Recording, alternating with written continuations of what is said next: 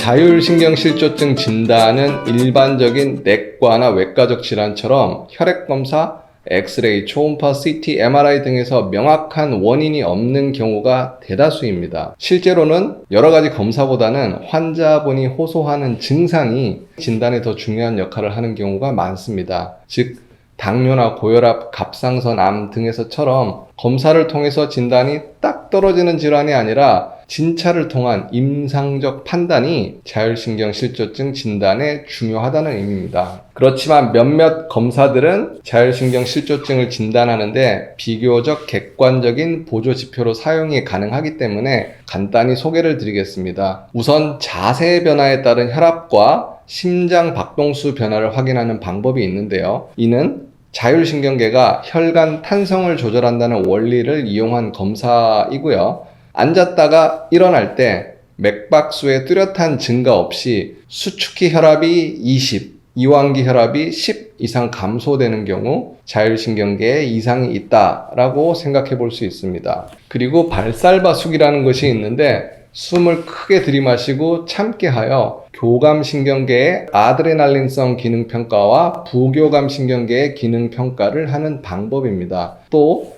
양손과 발에서 땀이 나는 정도를 평가하는 방법인 발안신경 기능을 검사하는 교감 피부 반응 검사도 있습니다. 마지막으로 간편하고 빨리 할 수 있는 현재 여러 병원의 외래에서 가장 많이 시행하는 검사 방법을 설명드리겠습니다. 그림에서 보는 검사인데요. HRB 검사라고 하는데 다른 말로는 자율신경 균형 검사 또는 스트레스 검사라고 표현하기도 합니다. 검사 결과를 보시면 교감신경, 부교감신경의 균형도, 활성도, 스트레스 지수, 저항도, 피로도, 혈관 탄성도 등을 알 수 있습니다.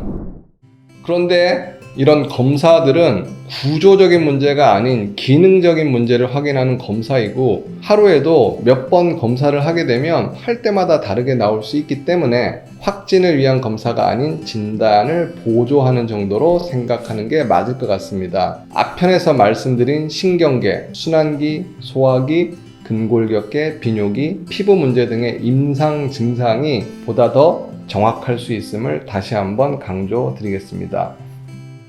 자율신경실조증은 원인이 없이 불현듯 나타나는 증상이 아니라 대부분에서 극도의 스트레스가 일시적 또는 반복적으로 축적이 되다가 마치 번아웃 되듯이 우리 몸의 자율적 컨트롤 능력이 없어져 버린 것이기 때문에 진단을 하기 위해 진료 과정에 환자분의 이야기를 듣다 보면 증상 발생 이전에 극도의 스트레스 상황이 있었음을 대부분 알게 됩니다. 이러한 증상 발생 이전에 극심한 스트레스의 존재 유무도 자율신경실조증 진단에 도움이 될 수 있습니다.